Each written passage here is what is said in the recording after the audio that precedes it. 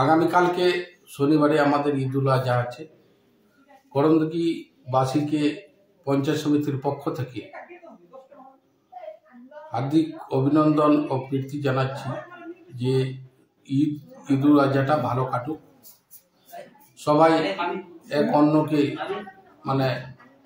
ভালোভাবে ঈদ যেন কাটে, এটার জন্য আমার প্রত্যেক এই করণদিঘির বাসীর কাছে অনুরোধ থাকছে যেন ঈদুল আজহাটা আমাদের ভালো কাটে, আর অন্যজন লোককে দুঃখ না কষ্ট না দিয়ে আমরা যেন কুরবানিটা যে করি একটা পর্দার ভিতরে যেন করতে পারি, যেন অন্যজনকে কোনো খারাপ না লাগে।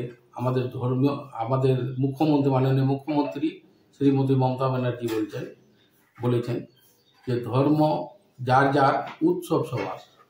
এই বলে আমাদের করণদিঘিবাসীকে অনেক অনেক ধন্যবাদ জানাই। আমার নাম মোহাম্মদ মহসিন আজম, করণদিঘি পঞ্চায়েত সমিতির সভাপতির প্রতিনিধি নেহা আজম।